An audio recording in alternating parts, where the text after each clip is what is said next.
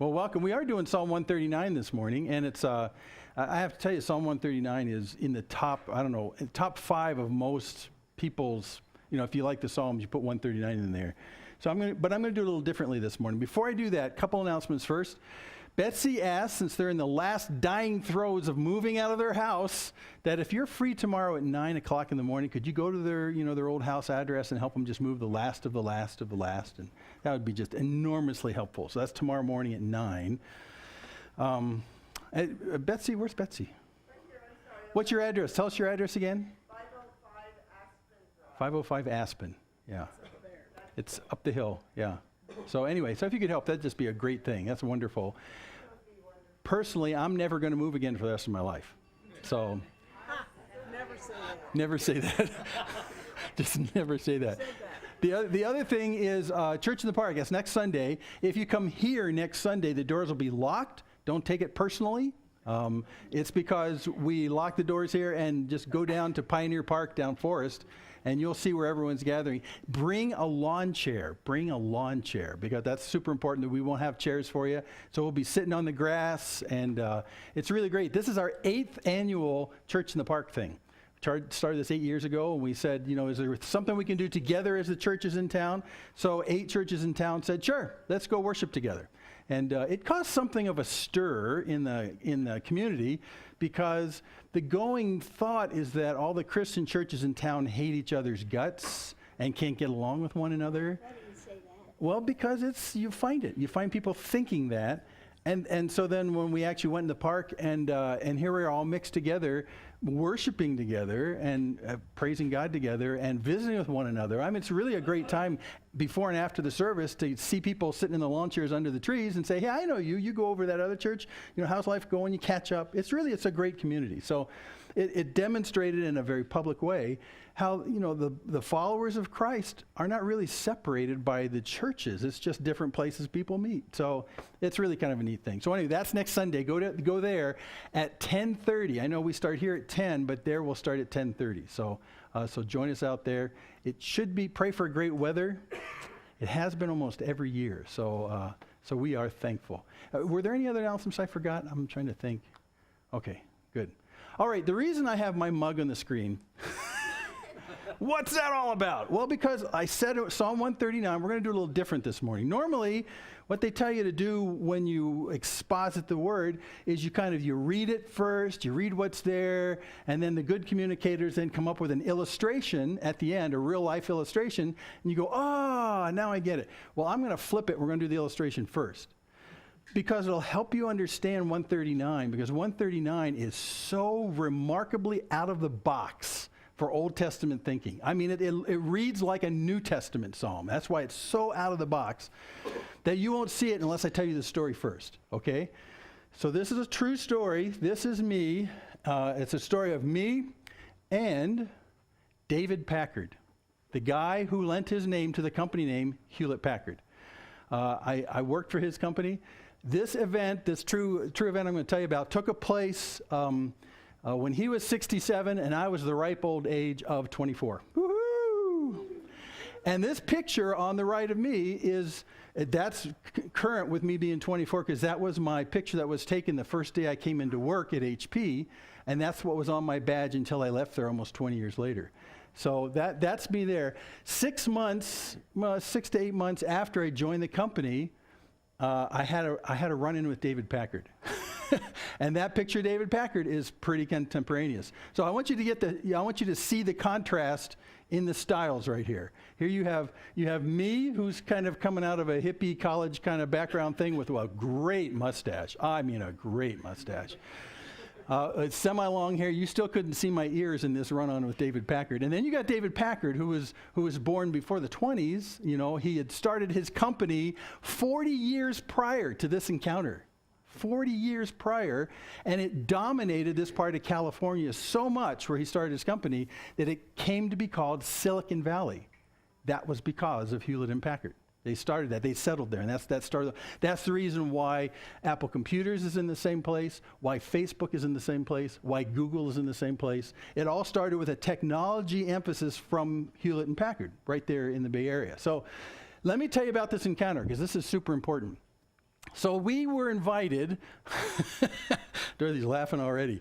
We were invited to a new engineers dinner. And it's a way in which the company would take new engineers because they were really a scarce resource. And they would have a dinner, a formal dinner, you know, dresses, coats and ties, linen, wine glass, the whole 9 yards. And they went to a swanky kind of tennis club, a private club for Stanford University, and they said, oh, you go to this dinner, you and your spouse, and it's just going to be a welcome from the company to you all. So we got all dressed up. Dorothy had spent the entire day that day out on the coast. Were you at the beach? Marine biology field trip. Marine biology field trip. And if you've ever been out to the sands, the beaches in Central California, the water's cold and it's usually overcast. So it was really, she was there all day long doing science, and she was just tired, just exhausted, tired. And we talked a little bit about whether we should go to this. Yeah, we need to go to this because it's their way of kind of welcoming us. And she's saying, okay, I got this much energy left. Let's go to this. But then when we're done, let's just go home. I'm just tired. So we went to this thing. Now, it started out that we went in this room, and they said, if you look on the tables around this room, every single seat has a name on it, a name plate like that, and find your name before we sit down and eat. So we all mingled around. There was probably about, 75 people or so in this room, something like that. And we're all mingling around trying to find your name on all these tables, find your name. And then finally we found our names on the table right there. Jim and Dorothy Catlin's right there. And we found it, and we thought, well, we're the first ones to find our table. Let's see who else is at our table. So I looked around to the right. This is the round table that can seat 4 couples. We looked to the right of us, and there was a young couple, new engineers as well. So I knew them. And then I looked to the left side of us, and it was the senior engineer who had actually organized this entire event. He had organized this event for like 20 years to welcome engineers. He was a big monkey mug. But this was the very first year when he invited a special speaker to come that he got David Packard to come. He was thrilled. So there's a senior engineer here who's been with the company for like 20 years or something like that. And then across the table was David and Lucille Packard. Out of a room, 100 people, 70, 100 people, David and Lucille Packard. So then I'm starting to get nervous. Because, David Packard's a big deal. He's in charge of a company that's creating $10 to $15 billion of revenue every year. So, and I'm a nothing long hair kid right out of college, and I'm a nothing. So how do I do this? So they said, everyone have your seat. Sure enough, David and Lucille Packard sat down, and it looked very much like this. Huh? Is that true? Yeah. Except for the stuff in the background.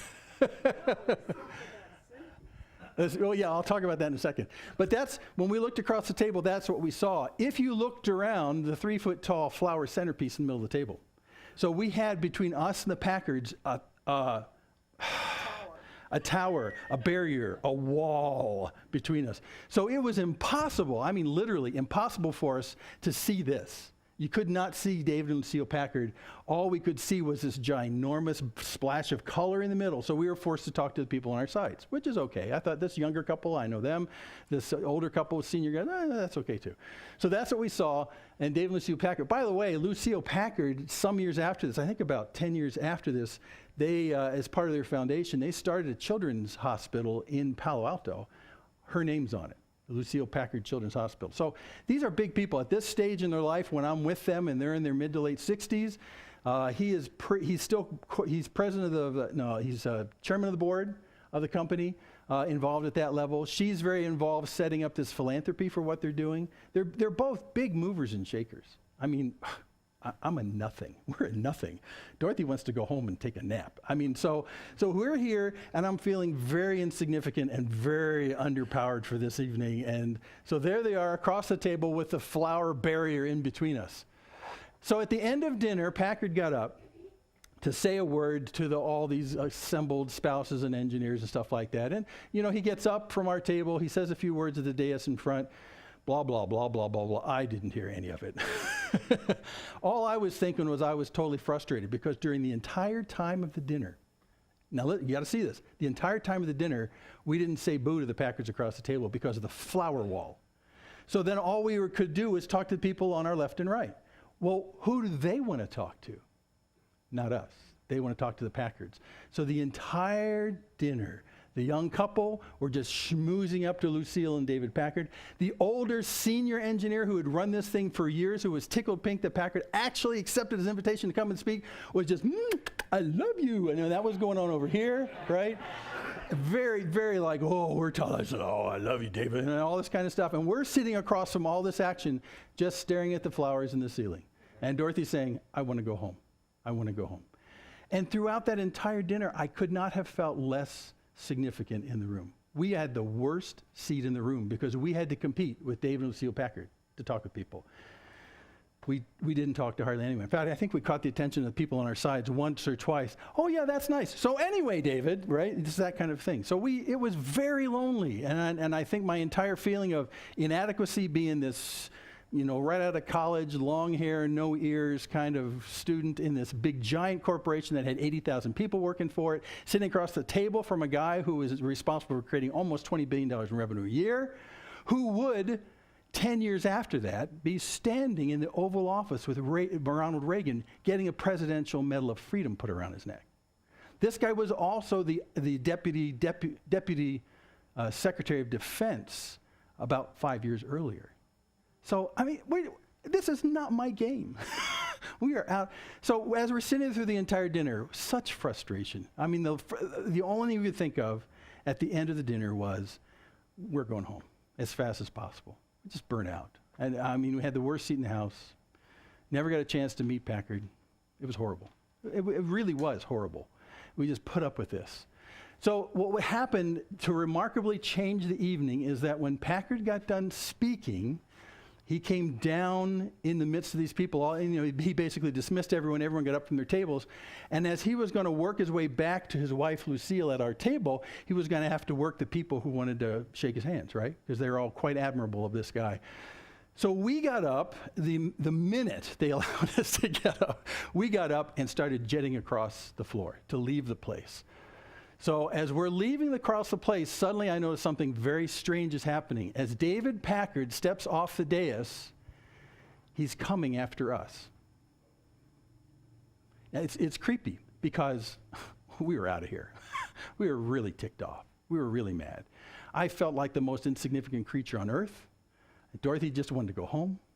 And as we walked across the crowd of people, I could see him working the hands and watching us and aiming us. And as we're moving across the back of the room, Lucille, his wife, is over here, and he's not heading to Lucille, he's aiming to us until he finally closes the distance, and it's me and David Packard with Dorothy staring at each other. I'm thinking, oh no. He doesn't know me from Adam. And then he sticks his hand out, and he shakes my hand, and the first thing he says is, I want to apologize for what happened to you tonight. And of course, your first thought is, you noticed? Really? You noticed? While you're getting, chummed up by all these two people on your two sides, and the senior engineer who this is the dream of his life come true, and he's just with you in the whole 9 yards. And then at the end of this thing, while people are working you and trying to get your attention, you're coming across the crowd, you're coming to me to shake my hand and say, I want to apologize. That was wrong. And he said, and in fact, let me tell you something. The senior engineer who set up this evening, who's run this, I know him really well. It was wrong for him to take a seat next to me and take it himself. That was wrong. We're both just stunned. Now, you got to understand, too, there's a certain gravitas to this apology because David Packard is taller than me by about 2 to 3 inches. He's a big man. He's like a John Wayne dude, about 6'4" to 5". He's big. So when he comes over with these big hands and he's shaking your hands and he's looking down on you, right? And he says, I want to apologize to you. That was wrong. That was wrong. And then the next thing he said was, I'm going to make sure that next year this never happens. I don't think we said anything. We were just dumbfounded, just absolutely dumbfounded. And interestingly enough, too, I do remember while he's doing this, scanning across the room with everyone looking at us saying, who's that kid? That David Packard would kind of slough us all off and go across the room and pin us down to make sure he got to us before we left the room. Who's that kid? So all these faces are, like this. I wish I'd had a camera at that moment, because here's David Packard basically eclipsing the sun in his height and bigness, and this big old hand grabbing me, and every face in the room going like that. It was weird. And I would like to see our faces too, because I think we were just as dumbstruck like this, right? And then he said, I'll make sure it doesn't happen next year. And they looked me right in the eyes and said, welcome to the company. Oh, jeez. It's really cool. I mean, it broke me up then, and every time I think of it, it breaks me up. And as I thought about that as we're leaving, I'm thinking, now this is extraordinary. Here's a man who's in charge of this company, who notices people, who understands what they're going through, and in the midst of all the other distractions, makes it his point to come and intercede in the middle of where people are. That's extraordinary. Now, a couple years later, as I was working in the company, I found out that this was David Packard's kind of contribution to the company. And a lot of other things, but this became famous as David Packard's 11 Simple Rules for Dealing with People. And this is his list. We used to teach managers this all the time, because David Packard was this kind of guy. Number 1, think first of the other fellow. Well, that's a good idea. Number 2, build up the other person's sense of importance. And it sounds phony, but he would say, no, I want you to really talk to people and find out why it is that they're important here, and really, really laud that, really make a big deal out of that, because people have valuable contributions. Number 3, respect the other man's personality rights, which was, if someone's kind of goofy, let them be goofy. That's just okay. You don't have to be like Dave Packard. Give sincere appreciation. Appreciate what they do, and sincere was the big word. He says, if I catch any managers in our company going around giving phony appreciation, you're out of here. I want you to appreciate what they really do and really value it and really highlight it and tell them so. Number 5, eliminate the negative. Packard was a guy who basically said, you can criticize someone for what they do, but you know what? It's not going to make too much difference. 9 times out of 10, you're just going to alienate people. So even though they do negative things, don't talk about it. Appreciate the good and encourage people in what they do. And if you can step around that because it doesn't hurt the company, just step around it. Stop trying to openly reform people. Let them be who they are, you know? And he would say, we hire different kinds of people in the company because differing people have differing contributions, and if you try and make everyone the same, you'll actually minimize the contribution. So, let them be who they are. Number 7, try to understand the other person. Now, when I read that years later, I flashed back to this scene. He understood. I realized, too, that massive flour barrier in the middle of the table not only impeded us from seeing them, it impeded him from seeing us. So he had to work to get around that and to see what was going on our side of the table. Try to understand other people. Check your first impressions. That is, don't trust your first impressions of people. Just stick them on a shelf and let it go, and then continue to understand the person. Number 9, take care with the little details. It's a really big deal for him. Take care of the little details. Don't let anything small go past you. And number 10, develop a genuine interest in people. And on that basis, Packard and his partner Hewlett put together a company that radically transformed how management in a company is supposed to work. So much so that to this day, if you ask the people who run places like Google and Facebook and stuff like that, they'll say there was a culture in Silicon Valley about how you treat employees that was unlike anywhere else in the country. And it started with David Packard. Now that's 10. You know what 11 is? Just keep it up. Just keep doing that over and over. And this was the wisdom of David Packard, because that's the way he was made. He would notice things about people that other people wouldn't notice. He would put himself in their shoes and understand what they were going through. In fact, right in the heart of the Depression in the late 30s, Packard invented this idea of profit sharing. And there's pictures of him standing up on a picnic table inside the company just before Christmas, handing out checks to people, profit sharing checks at the end of the year, just before Christmas. And as he was handing them out, he'd talk to the person by name, and he would publicly appreciate in detail what that person contributes to the company. Thanks so much for what you've done. Here's your profit sharing check. Now let's turn to this person. That's what he'd do. Now that's extraordinary. How does someone who's in charge of $20 billion of revenue notice people, care for people, and be interested in people in a genuine and authentic way. And you know what it did for me that night, and it did for me years after that? We suffered through that dinner feeling less and less significant by the minute. No one notices us. No one knows what we're going through. And this guy who's in charge of billions of dollars of revenue, he's never going to notice, ever. He's a big, important monkey muck. He'll never look at us. But in the moment he did this simple thing of taking notice of us, I said to myself, I am significant, because David Packard says I am. Now, that's the setup for Psalm 139. What about from a universe perspective? What makes you or I think that we are somehow significant to a creator God? Why would we ever think that? Well, isn't it more natural to think, if God's the one, he's the big monkey muck of the universe, who's not just in charge of $20 billion of revenue for the universe, he's in charge of everything. Why would I ever have the audacity to think he cares about what I'm going through tomorrow? Why would I ever think that he even cares enough to look in on me and know what I'm doing? Why would I ever think that little me, insignificant little puny little guy on this planet Earth, that in any way, shape, or form, the most important being in the universe would take any thought of me? Why would that ever be? Why?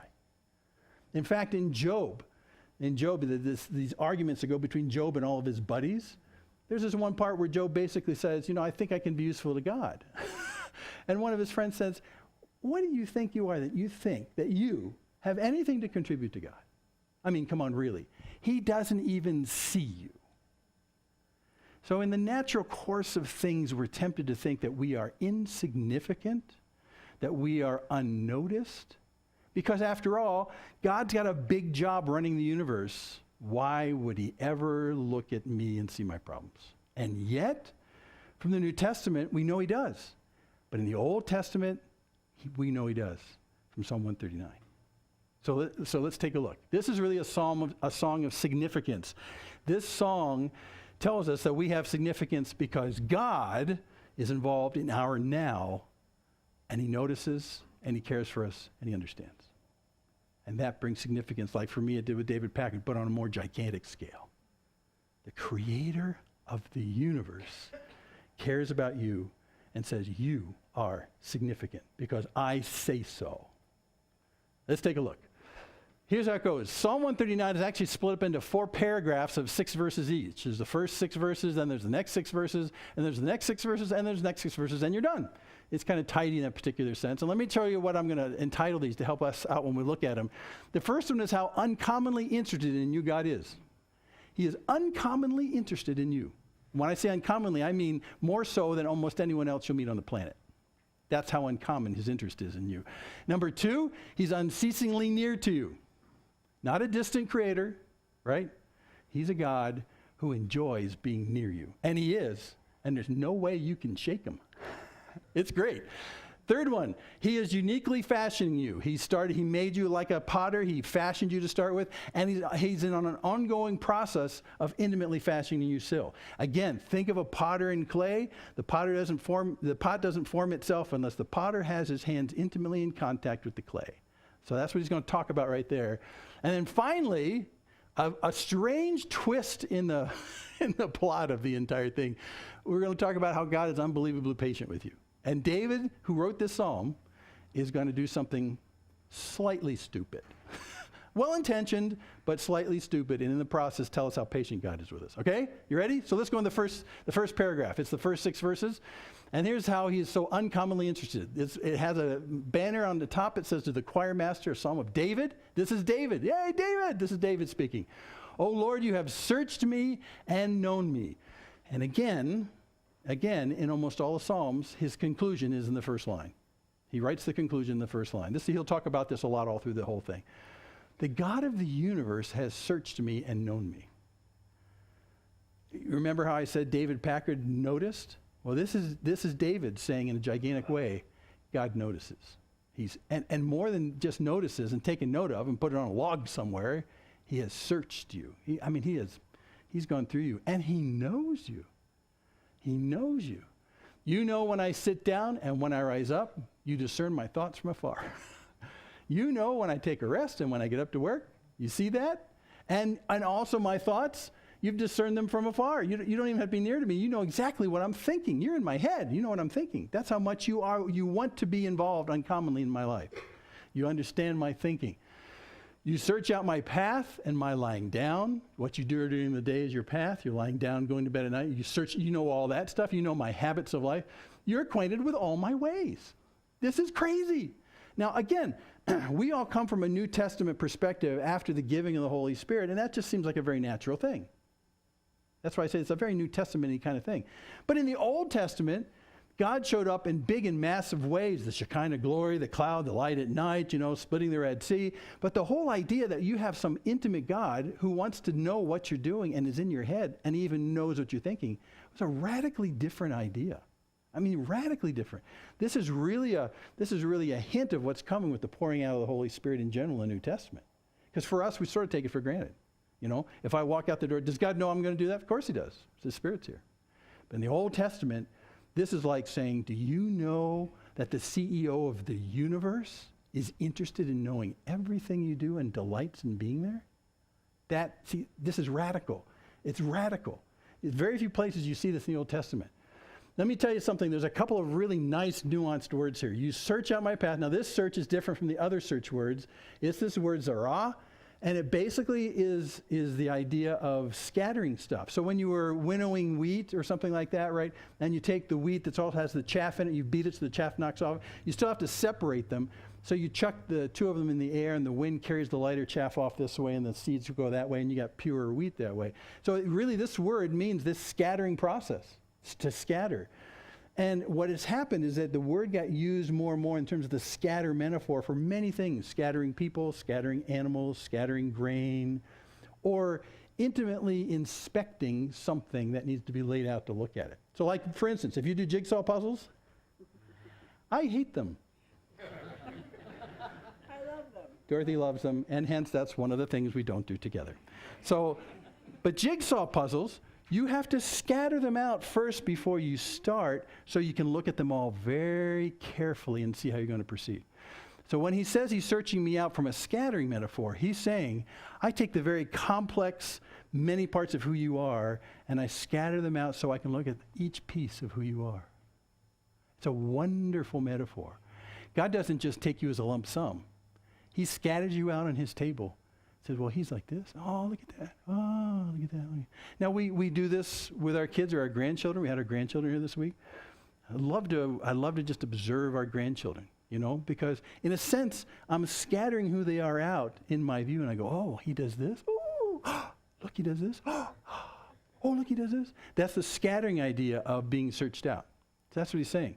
You've been spread out. You've been spread out for God to intimately inspect every piece of who you are. He has done that with you. It also means that there's basically no part of you that you think is hidden that he hasn't spread out on the table to look at. Now, for those of us who are sinners, it includes that stuff as well. So here you have this incredible thing. This God who wants to be near you and wants to search you out, spreads you out, and he sees everything. So parts of that, we wince, right? You go, oh, no, then it means he sees this. Well, yeah, he does. There was a great song that was written by a Christian group I loved 20 years ago. It said, I know everything about you, but I still love you. Right? So that's exactly what he's saying. This is really a searching out. This is really looking at every piece of who you are. Now, in our lives, we don't want to expose all the pieces of who we are. We selectively expose the best. Amen, right? Yeah. Including that opening picture of me, that's one of my best. But we selectively expose the best, and we cover up the worst. We do not want someone to come into our lives and zara us, because we can manage how people think of us if we cover up the dark stuff and uncover the light stuff at our discretion. But God's so interested in you, and you are so significant to him, he's delighted to spread you out and see every piece of who you are, and loves you still. I need to take a drink before I forget. Wonderfully nuanced word. I was just tickled when I found this. And there's another one right here too. this word acquainted, sachan, it's not the other one, but it's sachan. I do that. Anyway, it's an interesting word. It means basically to be useful. It means to be useful. So if I have a project at home that I need to work on something and I need a screwdriver, I'll go to the tool chest and I'll pull out the screwdriver and say, this is useful to me because I can do something. Well, then what does acquainted have to do with it? Well, it also has another part of it. It's useful, primarily, it's useful, but only in the sense that it is intimately, you can say acquainted or mated to the need that's there. You know, like for instance, if someone comes up to you while you're doing something very busily, right? Preparing a meal or, I don't know, something, right? And they come up to you and they say, oh, you know, what can I do to help? You ever had that? What can I do to help? And usually you're thinking, well, go away. Right? Well, only because what I'm thinking, the stuff that I do most of the time when someone says that, I'm thinking, I'm sorry, I can't tell you what you need to know to do this. I can't give you a course right now to do that. But if you were intimately knowledgeable about the problem and the solution, you can be useful to me. See? So the usefulness has to do with an intimate acquaintance and knowledge of the problem and the solution. So when he says, you're acquainted with me, that word is dominantly about being useful. Dominantly being useful. What he's saying in this greatly nuanced word is God saying, I know you well enough intimately to be useful to you. Isn't that a great word? It is a great word. It's not just acquaintance like, hi, how you doing? It's God saying, I know you. And I can be useful to you because I know. And now we use this concept every time we pray. Because we say to God, God, you know enough about what I'm going through to be able to come alongside and do exactly the right thing. So I'm asking you right now to do just that. Because you're not clueless about my circumstance. You're not clueless about the solution to the problem. You're not clueless about anything. You know me so well and you know the situation so well that I say, God, come into this circumstance because I know you can do this. God doesn't walk in and say, you know, how can I help you? He says, I know enough to be helpful to you. So when problems arise in our life, we're idiots to not kind of make use of that. Really. I mean, God really does know what you're going through. And he can, because of his intimate knowledge and his acquaintance of you, he can, if you let him, be instrumental in bringing a solution that only he can bring. And that's all in that one little word. Greatly nuanced word. So God has scattered you out so he sees every little bit. God knows you deeply, intimately, because of his familiarity with you. He's useful to you. So do that. So you are acquainted with all of my ways. Let me just give you one more example to kind of bring this out, and you'll think this is crazy. If you're a Bible student, it's fun to take these words, you know, when you're looking at them, this sachan word, and find out where they're used other places. Here's an interesting place. 1 Kings, David, beginning of 1 Kings, David, the king, he's now king, is very old. So old he can't stay warm. I have that problem sometimes. So old you can't stay warm. So they say, we got a great idea. Therefore his servant said to him, this talking to David, let a young woman be sought for my lord the king, and let her wait on the king, and be in his service, sachan, let him be in his service, let her lie in your arms that the Lord my king can be warm. What?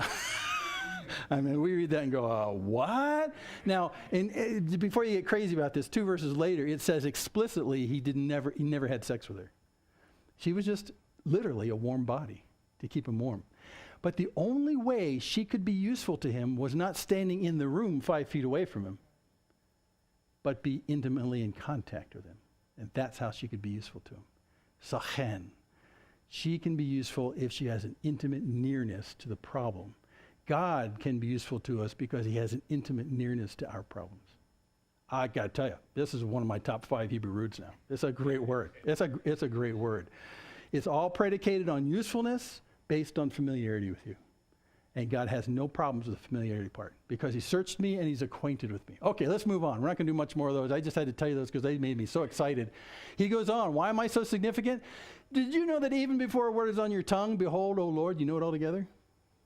He knows what I'm going to say next. And I don't even know what I'm going to say next. But he knows that. Have you ever gotten to a position where you're praying where you don't even know what to say? And so all you can do is just sit there and go, actually, that's New Testament biblical, you know? He knows what you're going to say. If you're at a loss for words, I just tell him, God, I don't know what to say. I mean, I just don't know what to say. It's okay. He knows exactly what's in your mind and your heart. There's no loss of communication. You know before words on my tongue, before it even makes it out to there. And then he says a great thing. You hem me in behind and before, you lay your hand upon me. It's basically all it says is wherever you are, he's behind you. Hey, good for you. And he's before you. Hey, that's good, right? So there's nowhere you can go where he's not on both sides of you. He's got your back, literally. That's what it means. And he says he lays his hand upon me. Now, if you're a parent or a child, that sounds pretty brutal. Like he's closing in to whack me when I do something wrong. That's the wrong kind of hand idea. There are actually two dominant words for hand. Yod is used, and it's a form of thankfulness. We talked about that a while ago. But this one is used more for a word for dishes and bowls that have a cupped thing, like when you do that with your hand. The cupped thing, how your hand becomes a little bowl. That's what this word is. So he says, you're before me and you're behind me, offering to me. And no matter where I go, he's still before and behind me. You just can't get away from him. It's because why? Because you are so significant to him, he doesn't want to lose track of you. This, I know, Linda. It is so neat. See, that's the whole thing. You miss this when you just don't realize how important you are to God. You just don't get it until uncommonly it happens. I never realized how important I was to Dave Packard till he crossed the room and shake my hand. But here's the God of the universe doing it much more. That's how important. That's how significant you are to him. Listen, he says, such knowledge is too wonderful for me. It's high. I just cannot attain it. Exactly. I read this and I go, that's a mind blower. And when you read in the context of how the Old Testament describes God and the relationship between God and mankind, this is a mind blower. Who would ever think in the entire Old Testament that God is so interested in you, you are so significant to him that he will be like this to you? I mean, who would ever think that? But David says, that's my experience with God. That's my experience with God. Okay, let's go to the next 6 verses. He is unceasingly near to you. So where shall I go from your spirit? Or where shall I flee from your presence? This is the kind of the before and behind thing. Is there anywhere I can run to and he won't be there? Can I run away from him? Can I shake him accidentally? If I ascend to heaven, well, you're there. If I make my bed in Sheol, which is hell, you're there. I can't go to the extremes of the spiritual world and shake you. If I take the wings of the morning and dwell in the uttermost parts of the sea, even there your hand shall lead me and your right hand shall hold me. Let me go back and just look at that for a second. The wings of the morning, that's a sunrise.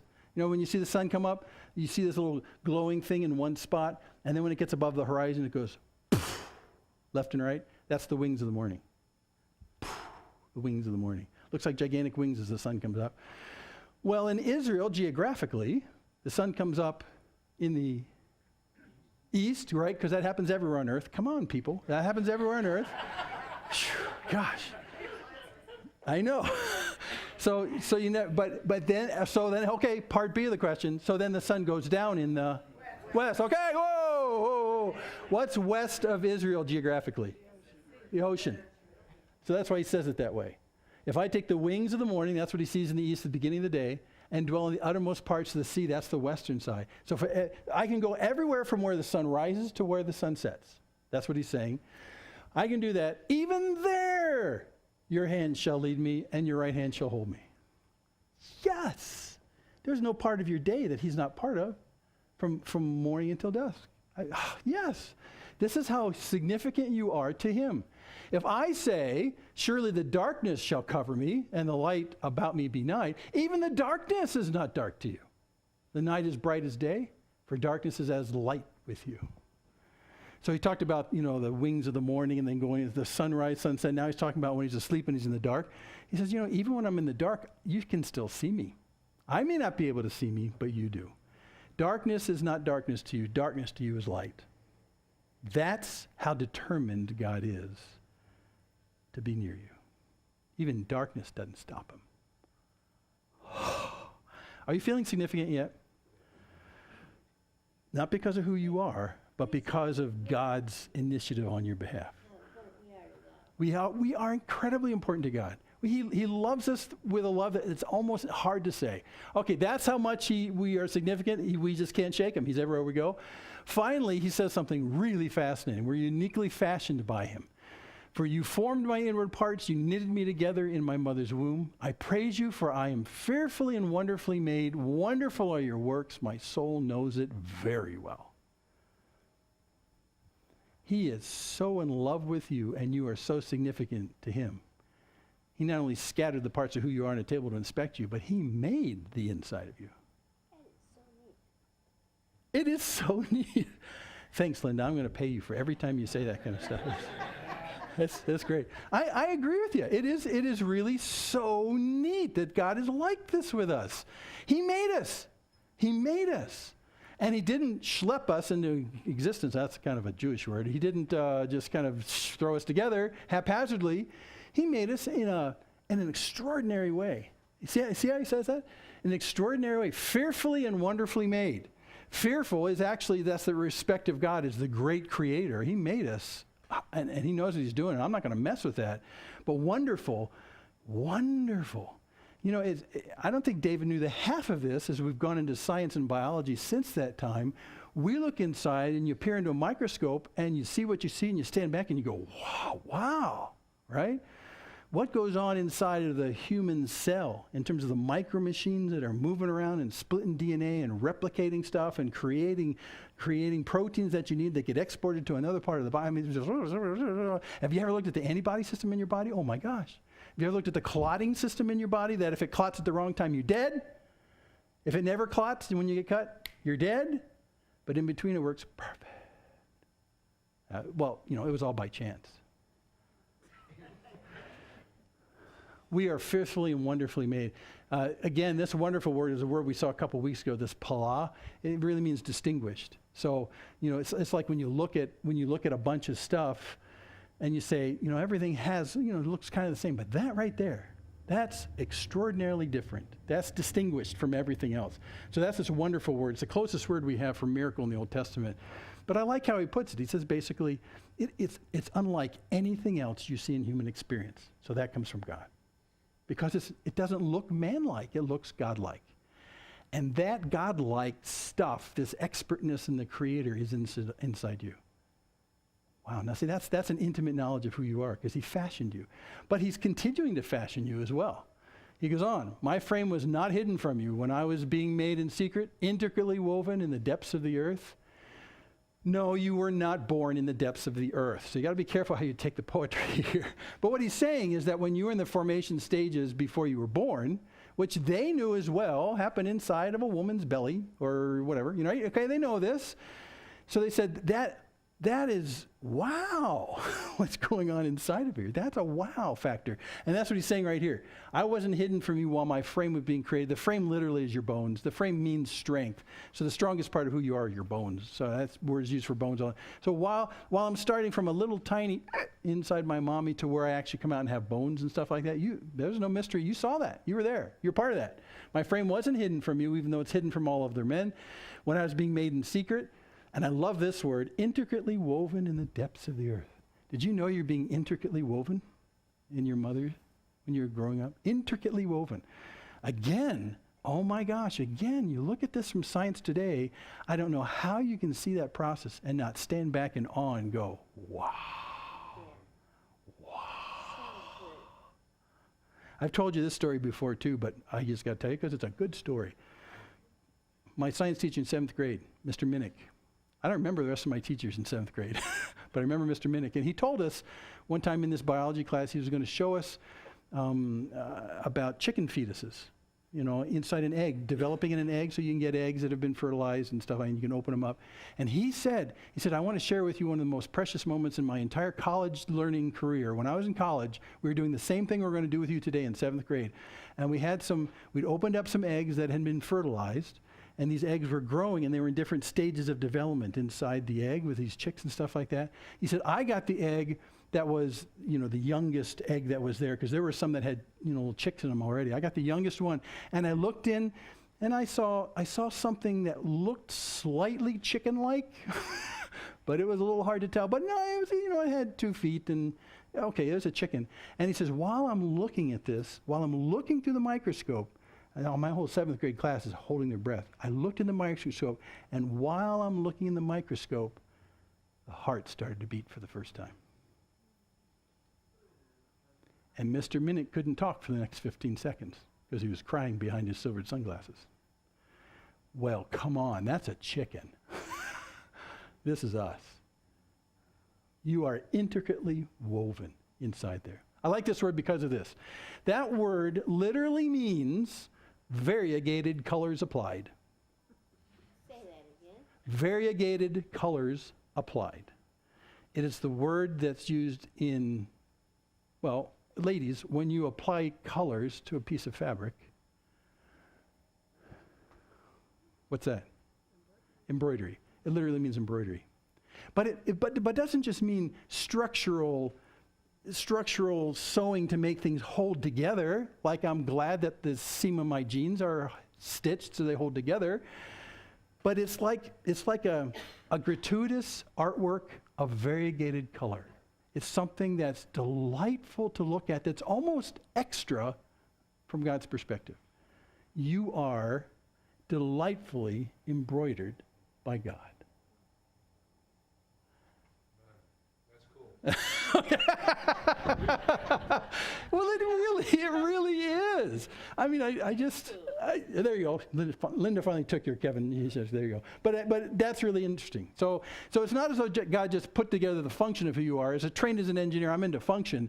But this is not function necessarily. This is the delightful artistry of a creator inside of you who delights in making you with variegated, beautiful colors.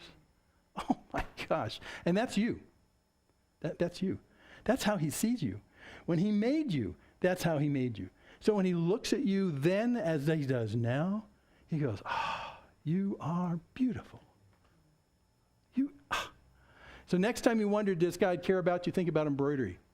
He embroidered you in Technicolor, and he loves you because of that. Okay, your eyes saw me, my unformed substance. Again, that's literally fetus from the ancient world. You saw my unformed substance. In your book were written, every one of them, the days that were formed for me. When as yet there was none of them. So the second, those last 3 lines basically says that even while I was developing here, God was already developing and putting in place my entire experience of my life every single day, written in a book.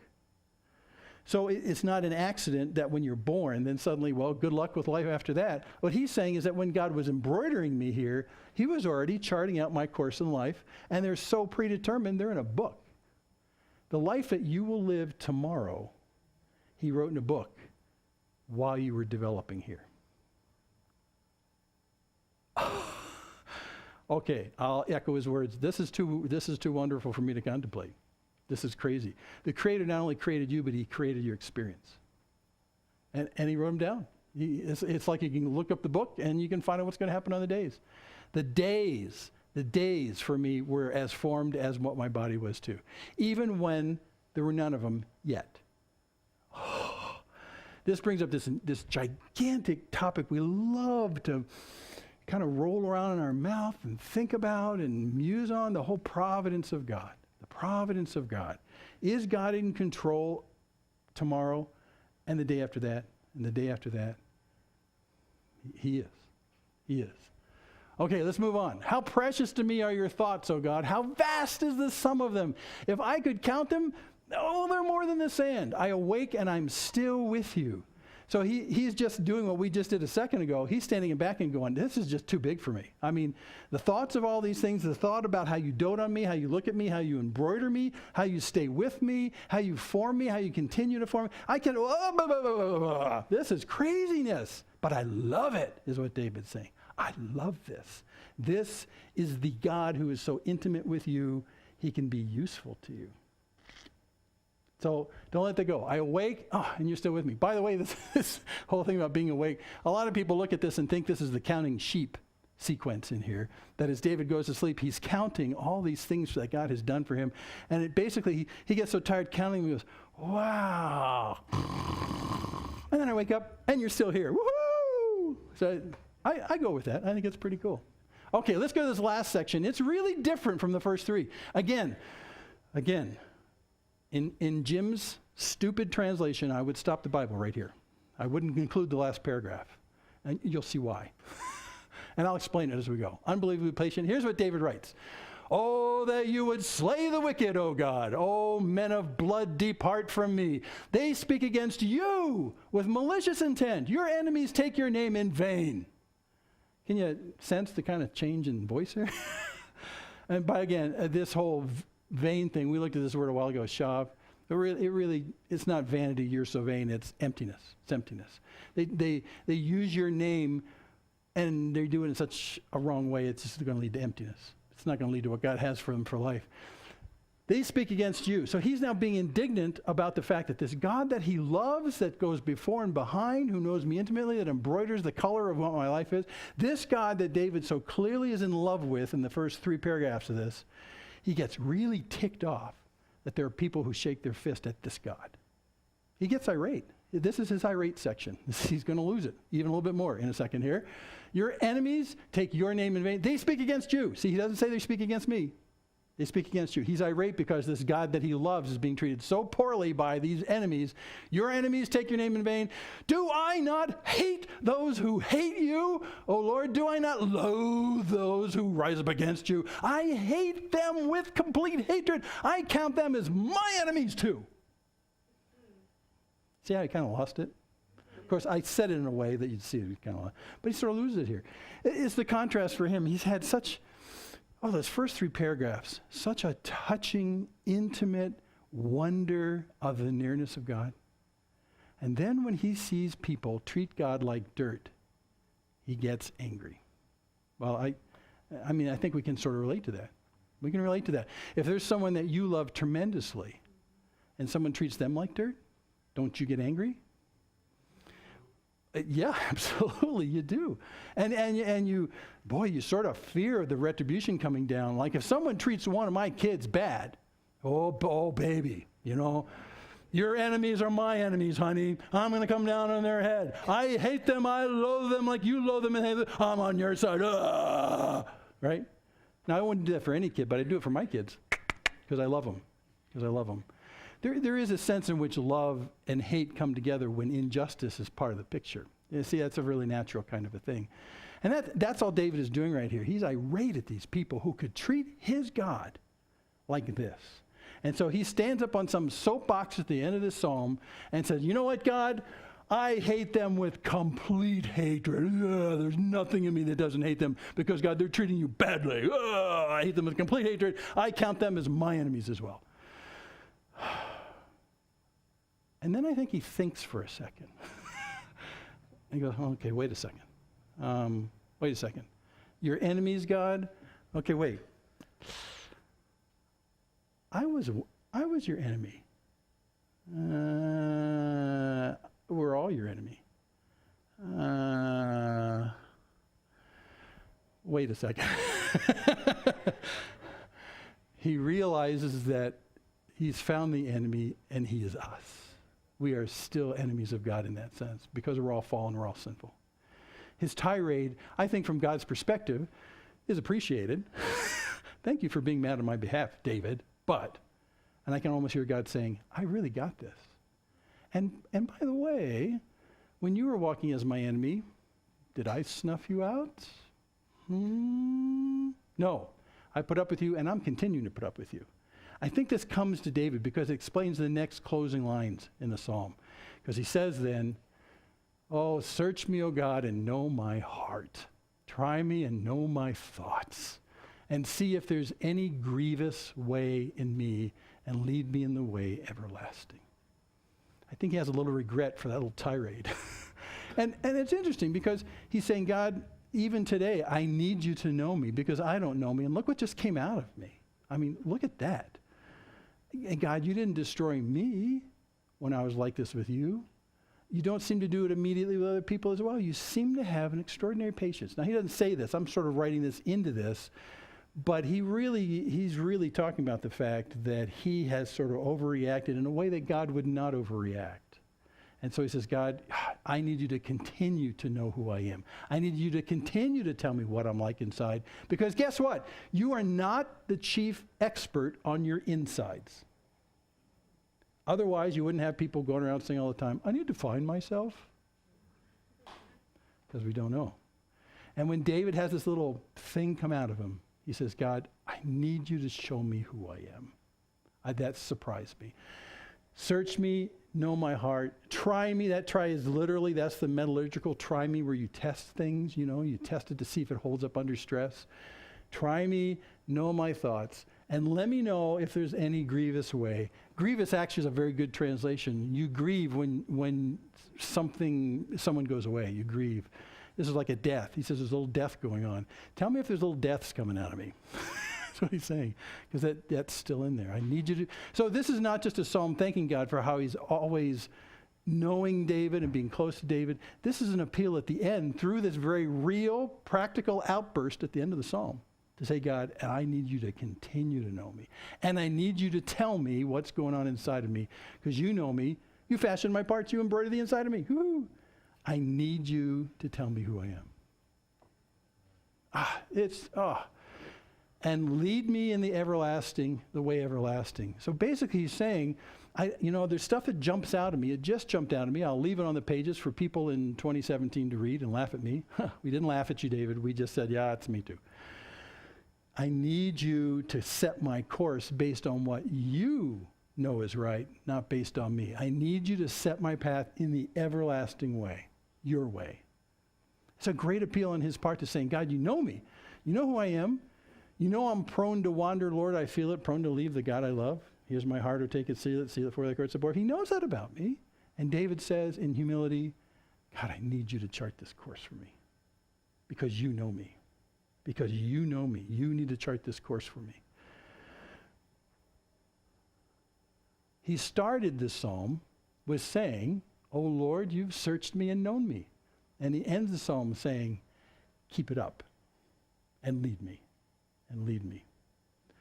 As a short form kind of illustration too, this story about my life is in this new written journal that Diane Kulkarni puts together. We're going to have printed ones in a second, but there was a stage in my life where I left the employ of David Packard, and I never wanted to.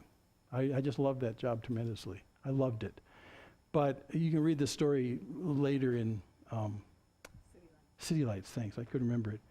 I decided to document it pretty carefully, but in an unexpected way, God came to me and said, you're changing. You're leaving David Packard and you're working for me. And I said no. You've heard this story. I said no. This is really real. I said no and walked off trying to shake God away from me, and he wouldn't shake away from me because he had me hemmed in. No kidding. He had me hemmed in. And so I tried to walk away from him. I made my case to him how I had always wanted to work for this company. I'd always loved what I did there. It was very fulfilling and creative for me. I'm in the best place I could possibly be because this job matches who I am. And so when I got at the end of this monologue of trying to talk God out of this, I realized it was the end of the talk, so I thought, okay, I got to sum this up, like the lawyers summing up for the jury. So here's the deal, God. I am fundamentally an engineer. That's who I am. And God said, after a significant break in the action, you don't have a clue who you are. Well, he always gets the last word in a really good way. But what he was saying in a really tangible sense was, I know you. I know you. Well, you're not telling me anything I don't know.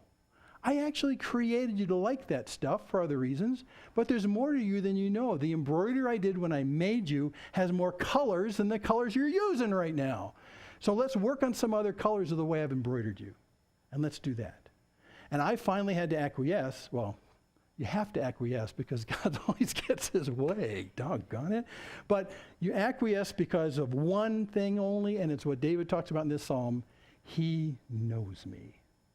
So the next step I'm taking and as he leads me is not going to be at odds with the way that I am. I just don't know who I am. Yeah, there we go. So as you walk through life, you say, God, lead me in this way everlasting. You know the way I am. Use me for your glory and what you're doing.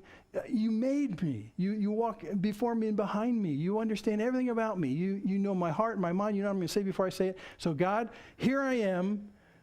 Take my heart and seal it for your course. I'm yours. And the New Testament major theme is coming to Christ is all about saying to God, I'm yours.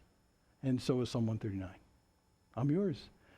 God, you see me, lead me in your way. Because my way is very myopic. I just don't know who I am. I don't know who I am. So he's uncommonly interested in you. He's unceasingly near you. You can't shake him. He's uniquely fashioning you. Even to this very day, he's fashioning you. And he's unbelievably patient with you when you go off on your tirades and and out the little dark pieces inside. You know what I'm saying? But he's very patient with you anyway. And in the response to that patience, you say to God, you need to lead me because I'm an idiot. And that's Psalm 139. He's uncommonly interested, even from God's perspective, all these things. Here's this God who from the reaches of the created universe sees you and says, you are significant to me. David Packard kind of shook me in my feet, but God shakes me to my core. When he says from all of creation, you are significant to me. I love you. I want to be a part of everything you're doing. I'm not just eavesdropping on your life. I'm involved in your life. It's a really big difference. I'm involved in your life, and I want to be there. Now, since this is Father's Day, I thought, you know what? As a father, that's how I think of my kids. I love them tremendously. I want to be in every detail of their lives. I want them to know that I know enough about them in life that I can be useful. As I was going through this is very much the relationship of a father to a children and a mother to a children as well. I mean, it's this parenting idea that God loves you so much that he wants to be near to you, and he wants to be near to you that not only he can help with what's going on, but he can share life with you.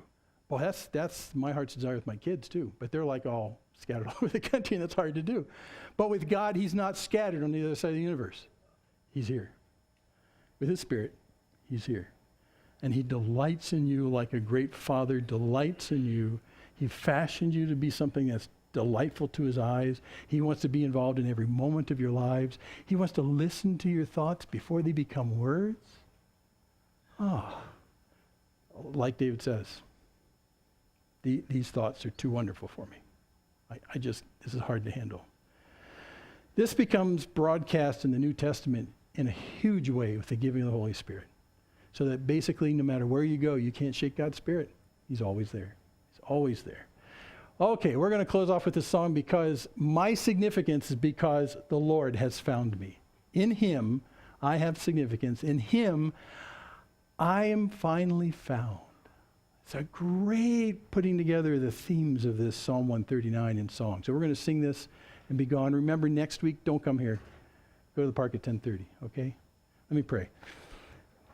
Father in heaven, I don't think I've soaked up half of what this is saying, really. It's just astonishing at every turn. We know you love us, but until I read Psalm 139, I don't realize how much you love us, how much you love to be a part of every moment of what we're doing, how much you want to be just right alongside us, how much you desire for us to acknowledge your presence and to share life with you as we walk. That is such a remarkably different thing from almost anything else I see here. But like I said, Lord, I understand as a father my desire to do that with my kids. And in a small way, I understand how your desire is like that to be with us, your kids. It's astonishing. It's astonishing. So God, remind our hearts and our minds as we walk through day after day. Remind us of the fact that here is a Father who delights in being near and who constantly whispers in our ear, I know you well enough. I can be useful to you right here. I want to love you. Will you let me love you practically in this circumstance? Because I love you tremendously. And no matter how much you have tirades and rant and rave, I'm sorry, you can't shake me. I'm here because my love will not stop, because my loving kindness is everlasting. Thank you, God, for this great truth. It warms our heart tremendously. Living in the midst of a culture that thinks everyone is insignificant, to find out that the God of the universe gives us great significance because he looks at us and he says, I notice you and I love you. So thank you now for these tremendous words of encouragement in Jesus' name. Amen.